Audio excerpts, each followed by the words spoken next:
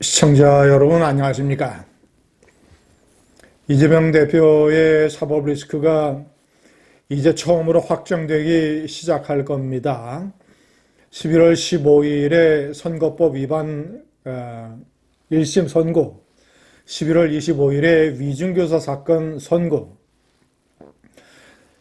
만약에 하나라도 피선거권이 박탈당하는 그런 선고가 나오게 되면 적어도 내년 안에는 대법원에서 확정될 가능성이 큽니다. 조희대 대법원장과 서울대 법대 동기 동창이며 그와 수십 년 교류를 해온 어떤 지인이 저에게 얘기를 했습니다. 조희대 대법원장은 상당히 반듯한 사람이다. 그는 이재명 대표에 대한 이 대법원 선고를 적어도 그 두 사건에 관한 대법원 선고를 내년 안에는 마칠 것이라는 생각을 가지고 있다. 자, 그렇다면 만약에 내년 안에 이재명 대표가 날아가 버리게 되면 저는 그런 상황이 더 걱정스럽습니다. 좌파의 대권 파워가 더 강력해질 가능성이 있기 때문입니다.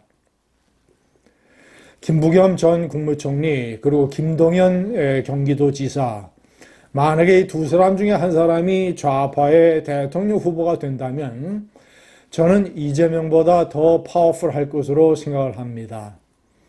이재명이 가지고 있는 각종 사법 리스크들, 그런 혐의들, 그리고 이제 인격의 문제, 여러 가지 급진적인 사고방식, 이런 것들로부터 상당히 자유로울 수 있는 이재명의 약점과 단점을 상당 부분 만회할 수 있는 이 온건 합리파에 속하는 김동연과 김부겸 전 국무총리는 국민의힘 지금 보수 정당에 몸을 담았다가 당을 바꾼 인물이고, 자, 그리고 이 TK 대구에서 대구의 수성갑 강남이라고 할 수 있는 여기서 김문수 장관을 꺾고 국회의원이 될 정도로 이 TK 영남 지역에서 나름대로의 표 확장성을 가지고 있는 인물입니다. 김동연 지사, 흑수저 출신으로서 문재인 정권에서 이 경제부총리를 담당을 했고 소득 주도 성장과 마찰을 빚어서 문재인 정권에서 이탈을 했던 그런 경력을 가지고 있습니다. 그리고 경기지사에서 보여주듯이 급진적인 정책을 배제하고 25만 원 지원 정책에 대해서 반대를 했습니다. 나름대로 온건하고 합리적인 그런 성격을 보이고 있습니다. 정책도 마찬가지입니다.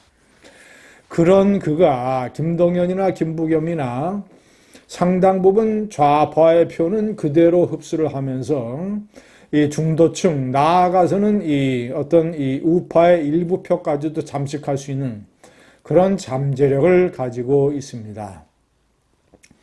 시청자 여러분, 저는 이제 대통령 선거 때 어디가 결정적인 표를 행사를 하느냐.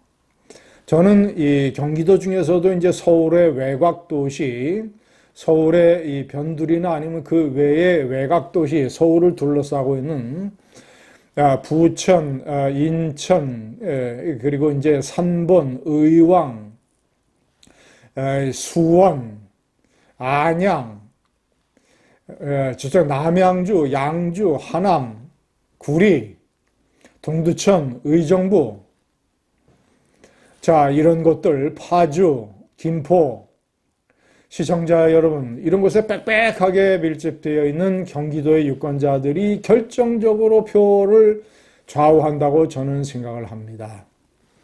여기서 수십만 표, 많게는 100만 표가 갈리게 되면 거기서 누가 대통령이 되느냐가 결정이 됩니다. 이런 사람들이 표를 가지고 이 표의 기본적인 특성은 상당수가 서민, 중산층 표이고, 그리고 호남 인구들이 많이 밀집해 있고, 그리고 역대 대대로 이 좌파 대통령들을 지지했던 그런 표라는 것입니다. 시청자 여러분, 윤석열 대통령이 경기도에서 5%포인트 졌습니다. 서울 막판에 서초 강남 여기서 표가 쏟아져서 26만 표 차이로 겨우 승리를 했습니다. 시청자 여러분, 이들의 어떤 이 불리한 이들 결정적으로 어떤 표 결정력을 가지고 있는 이들 표들의 불리함을 극복을 하고 우파가 대통령이 되기 위해서는 전체적인 전국적인 표심을 좌우할 수 있는 great 스토리가 있어야 됩니다. 윤석열 대통령은 그런 게 있었습니다. 서울대 법대 출신이고 검사 출신이고 군대도 갔다 오지 않고 이런 약점들이 있었지만 그가 문재인 정권의 압살 정책에 맞서서 당당하게 싸웠던 그 대범함, 용기, 배짱, 공정상식을 지킬 것 같은 그런 것이 전국적인 어떤 표심을 움직여서 이 서울 외곽 수도권의 이런 불리한 여건을 눌렀던 것입니다. 우파가 대통령이 되려면 그런 스토리가 있어야 됩니다. 박근혜가 문재인을 눌렀던 것은 박근혜가 박정희의 딸이기 때문에 여러 가지 또 이 테러에서 목숨을 건진 것이라든가 이런 극적인 스토리가 있었기 때문에 가능했던 것입니다. 이명박 대통령 워낙 상대 정동영이 약체이긴 했지만 청계천, 이 성공신화, 셀러리맨 신화, 그리고 흑수저 출신 이런 것들의 great 스토리가 있었기 때문에 우파 대통령이 될 수 있었던 것입니다. 한동훈은 그게 없습니다. 대단히 약체입니다. 있다면 법무장관 시절에 보여줬던 그런 어떤 산뜻함이었는데 그런 것들이 지금은 마이너스로 작용을 합니다. 그런 것들이 그가 장관 정도에 불과한 그릇이었지 정치 지도자에게는 어울리지 않는다. 이런 식의 평가와 비판과 이런 것들이 적지 않습니다. 그는 역시 서울대 법대 출신이고 검사 출신이고 흑수저 출신도 아니고 서민 중산층과도 쩍한 거리가 먼 타워팰리스에 살고 준상류층 집안 출신이고 압구정동 현대고등학교 출신이고 이런 것들로 인해서 제가 말씀드린 아까 서울 외곽 수도권 이 표들을 어느 정도 가져올 가능성이 대단히 낮습니다. 전국의 표심을 뒤흔들 그런 great 스토리도 없습니다. 우파는 대안을 찾아야 됩니다.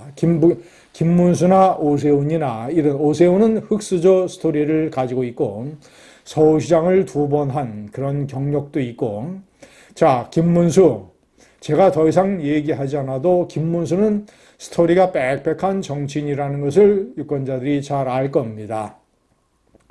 김문수의 나이는 대통령 선거가 치러지는 2027년에 76세입니다. 그러나 김대중이 이 DJ가 대통령에 취임할 때도 74세였습니다. 트럼프가 만약에 당선돼서 내년에 취임을 하게 되면 79세입니다.